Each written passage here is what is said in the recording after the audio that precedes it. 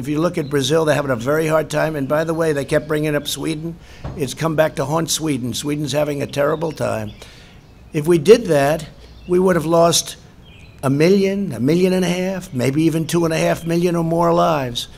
So we're at 105,000 lives. Big move closing it up. We also closed it up to Europe. Europe became very infected from China.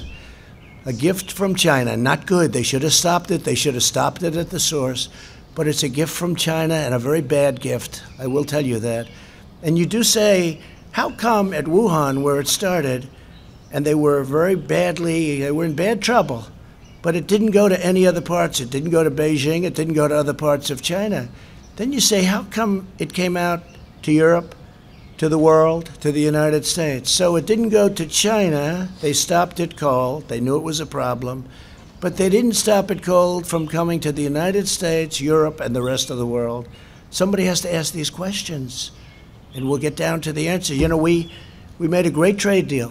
Great. They're going to buy $250 billion worth of product. And by the way, they are online. They're doing okay. But the ink wasn't dry on that deal when the plague floated in. What's going on?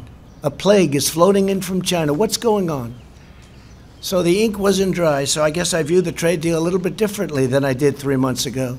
It's a great deal. I will say they are buying a lot from us, and in that way I respect. And getting along with China would be a good thing. I don't know if that's going to happen. I'll let you know. We'll let you know. I think they want to get along very much with us.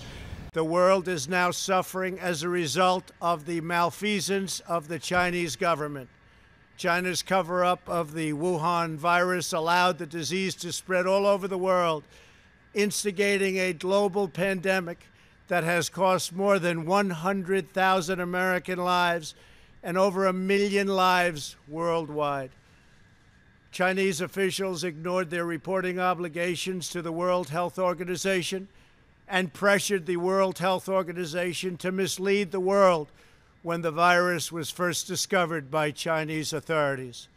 Countless lives have been taken and profound economic hardship has been inflicted all around the globe. They strongly recommended against me doing the early ban from China, but I did it anyway and was proven to be 100% correct. China has total control over the World Health Organization, despite only paying $40 million per year compared to what the United States has been paying, which is approximately $450 million a year. We have detailed the reforms that it must make and engage with them directly, but they have refused to act.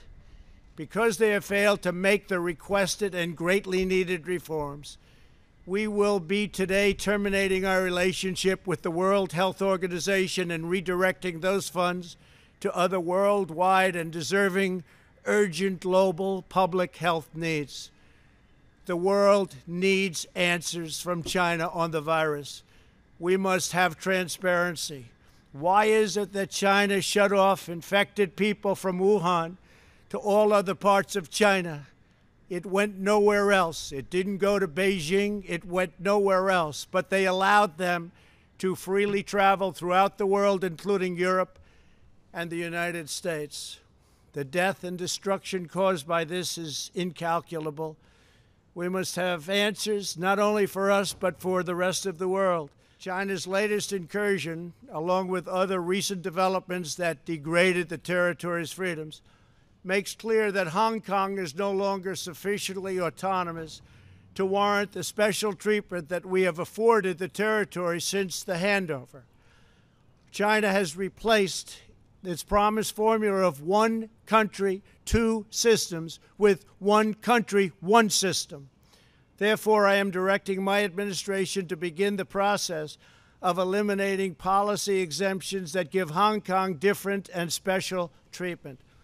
My announcement today will affect the full range of agreements we have with Hong Kong, from our extradition treaty to our export controls on dual-use technologies and more, with few exceptions. We will be revising the State Department's travel advisory for Hong Kong to reflect the increased danger of surveillance and punishment by the Chinese state security apparatus. The United States will also take necessary steps to sanction PRC and Hong Kong officials directly or indirectly involved in eroding Hong Kong's autonomy and just, if you take a look, absolutely smothering Hong Kong's freedom. Our actions will be strong. Our actions will be meaningful.